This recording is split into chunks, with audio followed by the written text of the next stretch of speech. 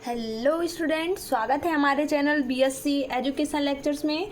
तो आज हम यहाँ पढ़ेंगे BSc first year minor physics second paper unit 3 का इम्पोर्टेंट क्वेश्चन है, जो कि हमने आप लोग को मोस्ट इम्पोर्टेंट क्वेश्चन बताए हुए हैं। प्लेलिस्ट में जाके आप लोग देख लीजिएगा, उन्हीं के आंसर आप लोग को यहाँ पे प्रोवाइड करवाए जा रहे हैं। और जितने भी क्वेश्चन आप लोग को मतलब आंसर हम बता रहे हैं, इनमें आप लोग के शॉर्ट भी बन सकते हैं, लॉन्ग भी बन सकते हैं। ठीक है, तो यहाँ पे हम दो क्वेश्चन को देखेंगे, एक कैसिकत्व की केश की उन्नयन विधि और पृष्ठ तनाव ज्ञात करने की जैगर विधि। तो वीडियो के एंड तक बने रहना है। और आप लोग इसी प्रकार की और वीडियोस देखने के लिए चैनल की प्लेलिस्ट पर जाइएगा, वहाँ पे आप लोग को और भी क्वेश्चंस मिल जाएंगे जो कि मोस्ट इंपॉर्टेंट है। क्वेश्चन है, सबसे पहले क्वेश्चन को पढ़ते हैं। केशिकत्व किसे कहते हैं? केश की उन्नयन विधि से पृष्ठ तनाव ज्ञात करने की विधि का वर्णन कीजिए। What is capillary? Describe the method of determining the surface tension by capillary elevation method. ठीक है, तो ये वाली मेथड आप लोग को कुछ नहीं करना है, आप लोग को केशिकत्व की डेफिनेशन बस अच्छे से याद कर लेना है और यहाँ पे कुछ डायग्राम बताएंगे, वो आप लोग को बता देना है। ठीक है, और केश की उन्नयन विधि में आप लोग का एक फॉर्मूला यूज होता है जिसमें H is equal to 2T cos theta upon में RDG, ये वाला फॉर्मूला आप लोग को याद कर लेना, बस आप लोग का क्वेश्चन कंप्लीट हो जाएगा। तो देखो कैसे, सबसे पहले इसकी डेफिनेशन को देखते हैं। तो केशिकत्व क्या होता है? मतलब जैसे कोई नली है, वो नली कांच की नली लेते हैं तो उसमें द्रव का ऊपर चढ़ना या उतरना, यही आप लोग का केशिकत्व कहलाता है। जैसे कि यदि कांच की एक पतली केश नली को ऐसे द्रव में डुबो दिया जाता है जो सतह को गीला करते हैं, तो केश नली में द्रव क्या होता है? ऊपर चढ़ जाता है। ठीक है, अभी हम डायग्राम के द्वारा भी आप लोग को बताएंगे। अभी केवल आप लोग को इतना समझना है, कोई कांच की नली लेना है, उसको द्रव में डुबोना है। अगर द्रव में डुबोने से उसका जो सतह है वो गीली हो जाती है, ठीक है, तो क्या है, द्रव ऊपर की ओर चढ़ता है। और द्रव अगर गीला नहीं होता मीन्स वो पृष्ठ गीला नहीं होता, द्रव थोड़ी, ठीक है, पृष्ठ जिसमें गीला नहीं होता है। परंतु यदि ऐसे द्रव में डुबोया जाता है जो ठोस को गीला नहीं करते हैं, तो केश नली में द्रव क्या होता है? नीचे उतरता है।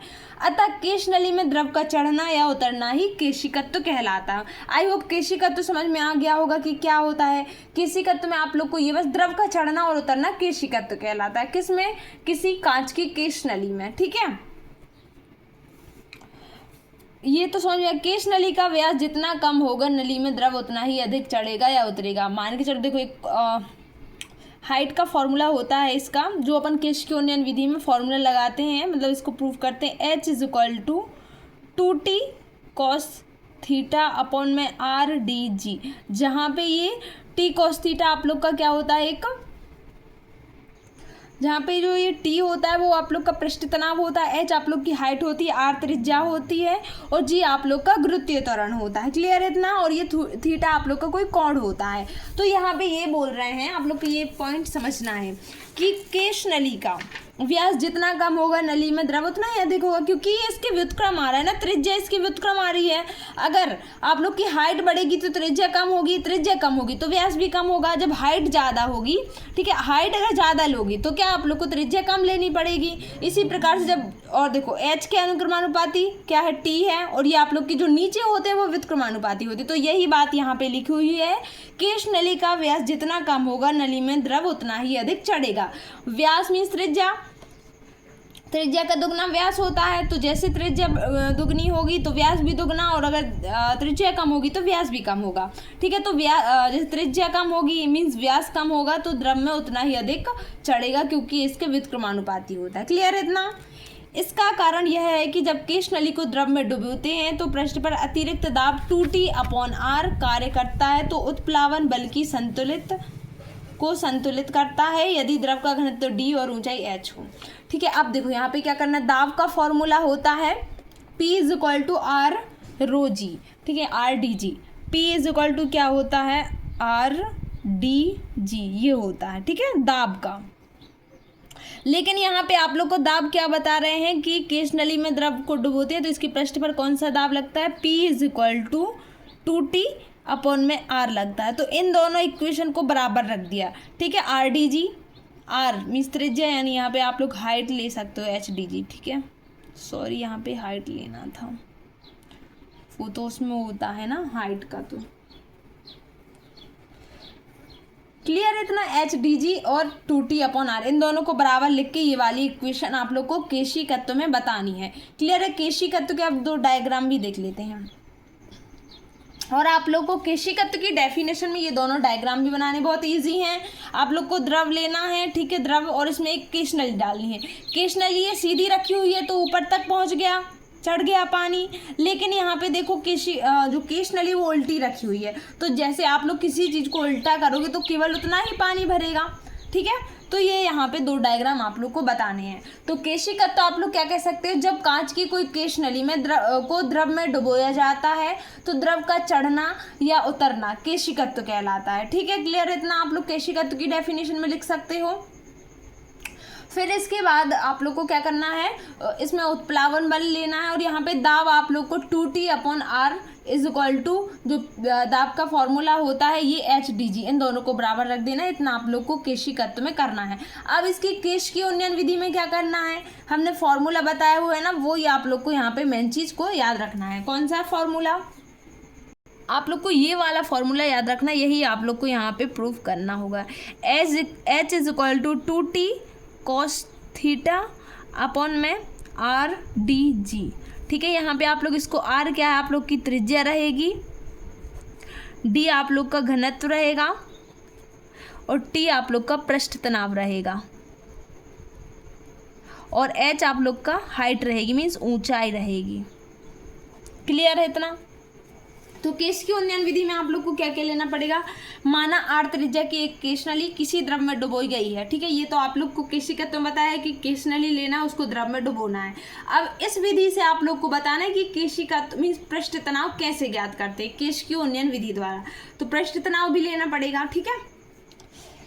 तो देखो किसी द्रव में डुबोया जाता है तो जब इसको द्रव में डुबोते हैं तो द्रव क्या होता है, एच ऊंचाई तक चढ़ जाता है और जो केशनली होती है उसका कुछ इस प्रकार से होता है ना, वृत्त बनता है ना केशनली में, तो वृत्त की परिधि क्या होती है 2πr ले लेना है।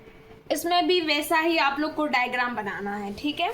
तो देखो ये डायग्राम, एक द्रव ले लिया पानी, ठीक है, और यहाँ पे एक केशनली ले ली, तो T sin θ और T cos θ ये आप लोग के 2 बल कार्य करने लगे।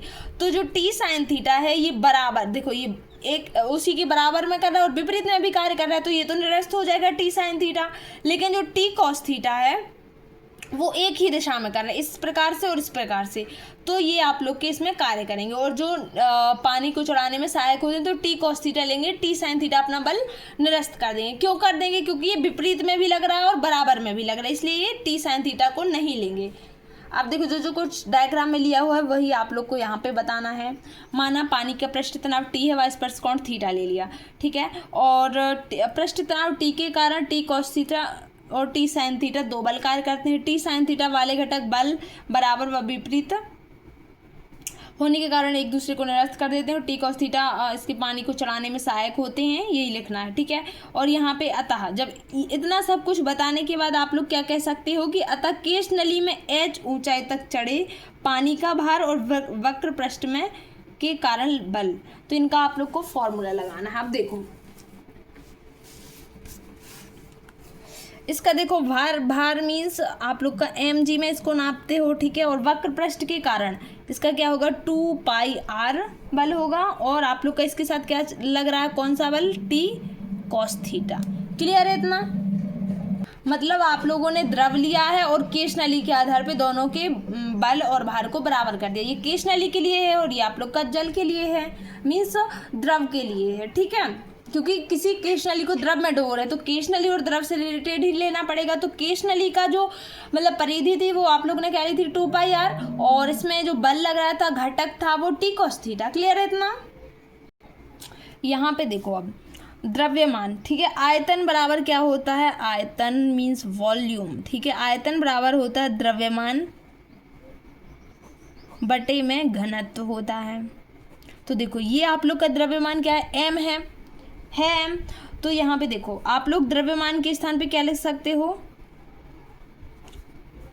आयतन गुणित घनत्व, और आयतन के स्थान पे आप लोग क्या लिख सकते हो, क्षेत्रफल इंटू ऊंचाई, हाइट, ठीक है, एरिया इंटू हाइट, और आप लोग का ये घनत्व। तो घनत्व तो आप लोग ने क्या माना था D, तो इसके स्थान पे m इज इक्वल टू क्या लिख सकते हो, एरिया को ए से प्रदर्शित कर सकते हो, और ये क्षेत्रफल और ये हाइट h हो जाएगी और घनत्व d हो जाएगा। लेकिन जो क्षेत्रफल है वो एक व्रत टाइप का बन रहा था ना, तो यहाँ पे आप लोग यहाँ पे इसको pi R square h into D लिख सकते हैं, इसके स्थान पे लिख देते हैं। ठीक है, ये आप लोग को इस प्रकार से लिख लेना है। तो m के स्थान पे आप लोग क्या लिख सकते हो, pi R square h into D is equal to 2 pi R T cos theta. आप लोग को पृष्ठ तनाव चाहिए, क्योंकि पृष्ठ तनाव ज्ञात करने की विधि चाहिए, मीन्स पृष्ठ तनाव का फॉर्मूला यानी यहाँ पे टी बस रहेगा। तो देखो पाई से पाई कैंसिल, एक आर से एक आर कैंसिल, और क्या क्या बचा, R H D is equal to 2 T cos theta. तो केवल यहाँ पे टी चाहिए। ठीक है, आप लोग यहाँ पे हाइट का भी फॉर्मूला बना सकते हो पृष्ठ तनाव का। तो जैसे अगर हाइट का बनाना है तो आप लोग कैसे करोगे, और यहाँ पे आप लोग का इनटू में जी भी चल रहा है, ये जी रह गया था। ठीक है, यहाँ पे जी भी लिख लो। तो यहाँ पे हाइट के लिए आप लोग क्या करोगे, 2 टी कॉस थीटा, केवल हाइट, यहाँ पे एच बस बनाना है, और ये अपना आर डी जी। इसी प्रकार टी के लिए मीन्स पृष्ठ तनाव के लिए आप लोग यहाँ पे केवल टी बचा रहने दीजिए। यहाँ पे क्या होगा, आर एच डी जी और अपॉन में 2 कॉस थीटा। ये आप लोग के दो फॉर्मूला आ गए। तो ठीक है, आप लोग को आई होप वीडियो पसंद आई होगी। अब नेक्स्ट जो अपना क्वेश्चन रहेगा, पृष्ठ तनाव ज्ञात करने की जैगर की विधि। तो सबसे पहले इसको एक बार और आप लोग को पूरा रिवाइज करा देते हैं। केशिकत्व, केशिकत्व क्या कहलाता है, किसी केश नली को, किसी कांच की केश नली को किसी द्रव में डुबोने पर द्रव का चढ़ना या उतरना केशिकत्व कहलाता है। केशिकत्व तो और आप लोग को केशिकत्व में क्या बताना है, एक जो दाब है वो कार्य करता है 2t अपॉन आर के रूप में। ठीक है, और दाब का सूत्र क्या होता है, एच डी जी भी होता है, ये आप लोग का वायुमंडलीय दाब भी बोल सकते हो इसको, और आप लोग इसको मतलब ये आप लोग का दाब का सूत्र होता है एच डी जी, और पी इज इक्वल टू आप लोग यहाँ पे बोल रहे हैं दाब 2t अपॉन आर। इसका कारण यह है कि जब केश नली को द्रव में डुबोते हैं तो दाब आप लोग का क्या करता है, 2t अपॉन आर कार्य करता है, इसीलिए इसको इसके बराबर रख दिए। ये आप लोग को केशिकत्व में बताना है। और केशिकत्व में ये दो डायग्राम बना देना है जो कि सेम है, केवल एक में सीधी लेना है, एक में उल्टी ले लेना है केश नली।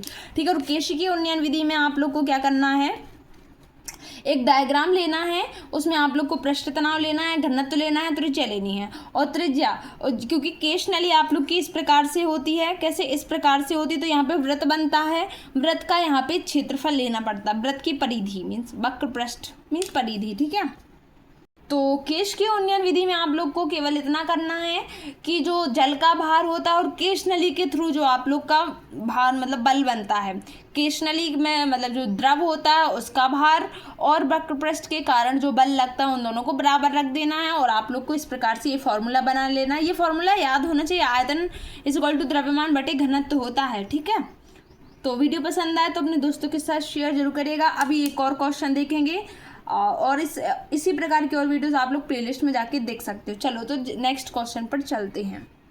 तो नेक्स्ट क्वेश्चन पर आते हैं, पृष्ठ तनाव ज्ञात करने की जैगर विधि का वर्णन करो। Describe Jaeger's method of determining surface tension.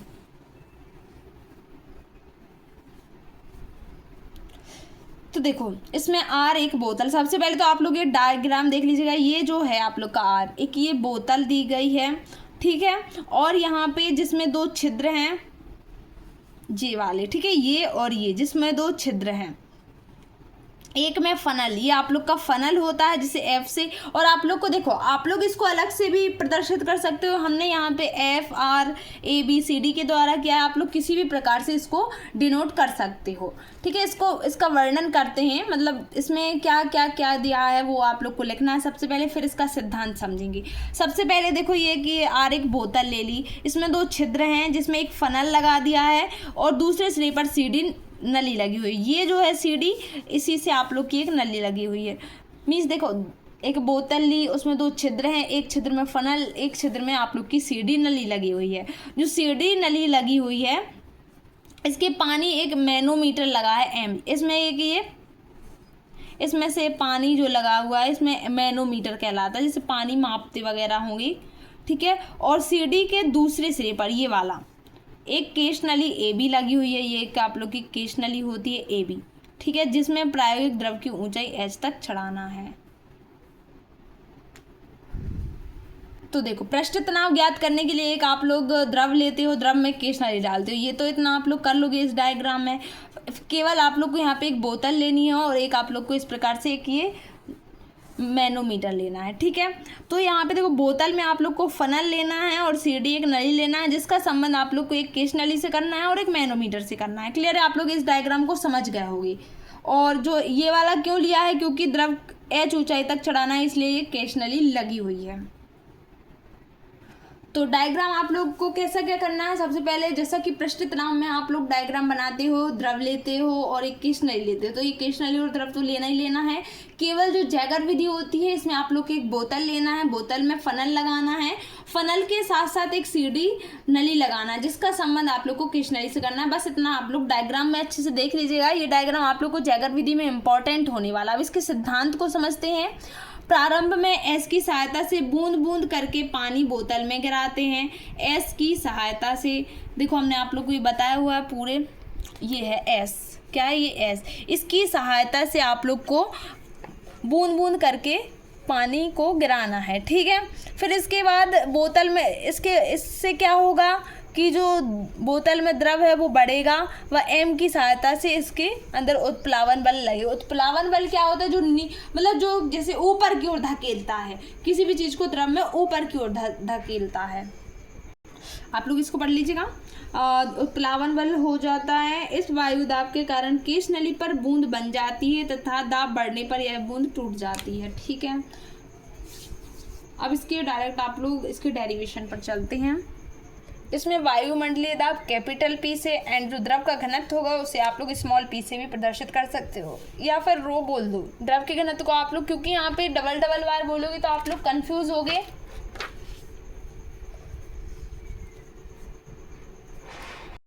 ठीक है, तो यहाँ पे देखो अतिरिक्त बुलबुले के अंदर दाब क्या होगा, जैसे कि जो मतलब ये डायग्राम में आप लोग को दिए हुए हैं उसी में आप लोग का जो अंदर का दाब होगा वो आप लोग को कैपिटल से प्रदर्शित करना है। P1 = P plus capital H rho dash G, ठीक है। इसके जो इसमें घनत्व लिया है वो रो डैश लिया हुआ है, इसमें घनत्व आप लोग का कैपिटल रो लिया, ठीक है, ओनली रो लिया है। यहाँ पे रो डैश, यहाँ पे रो लिया है। रो क्या है, आप लोग का घनत्व है, ठीक है। यहाँ पे हमने स्मॉल पी नहीं बनाया क्योंकि उसमें कंफ्यूज हो रहे थे। यहाँ पे आप लोग लिख लीजिएगा, ये रो जो है वो आप लोग का घनत्व दिया गया है।